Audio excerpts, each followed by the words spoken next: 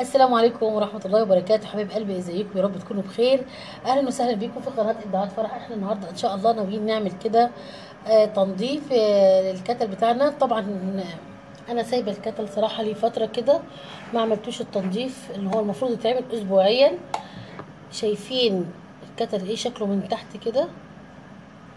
ده كله الاملاح اللي بتنزل من المية طبعا، وده مضر جدا جدا للصحة. فاحنا لازم الكتل بتاعنا يكون فيه عنايه اكتر من كده. فانا صدقوني كنت يعني عاملاه كده خصيصا عشان انتوا تشوفوه، وعاوزاكم كمان تشوفوه بعد ما هنعمل مع بعضنا تنظيف الكتل بطريقه سهله جدا جدا ومش مكلفه ابدا، ومش هتاخد منك وقت ابدا. بس يا ريت تعملي تنظيف الكتل اسبوعيا. احنا كده جايبين الكتل بتاعنا ومقطعه ليمونه او ليمونتين زي ما انت شايفه كده، بالطريقه اللي تعجبك. ممكن تعصريه. هنا هواتي كربونات الصوديوم اللي هي الكربوناتو. هحط معلقه كبيره، المعلقه اللي معايا دي صغيره، هحط يعني معلقتين.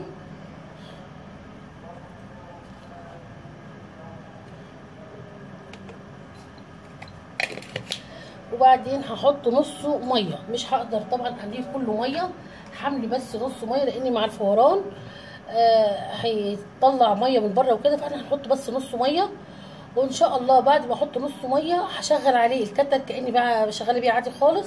واول ما توصل الميه بتاعتنا للغليه على طول ان شاء الله هفصله.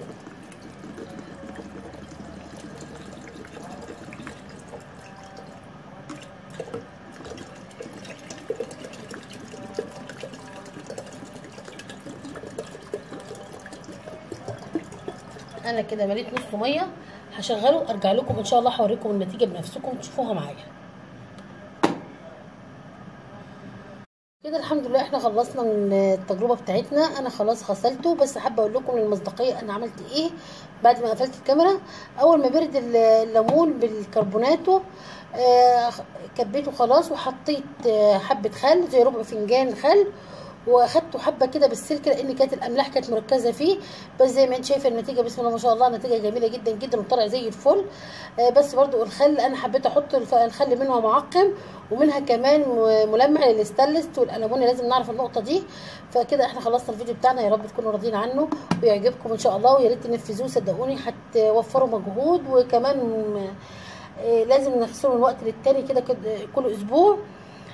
اسيبكم على خير، يا رب الفيديو يكون خفيف على قلبكم وتعملوا بيه ان شاء الله. واسيبكم على خير، السلام عليكم ورحمه الله وبركاته. وما تنسوش حبايب قلبي تعملوا لايك تشجعونا، وشير على قد ما تقدروا، خلوا كل اصدقائكم واصحابكم يستفادوا. واللي اول مره يخش قناه فرح يا ريت يفعل الجرس هيوصلك منها كل جديد ان شاء الله.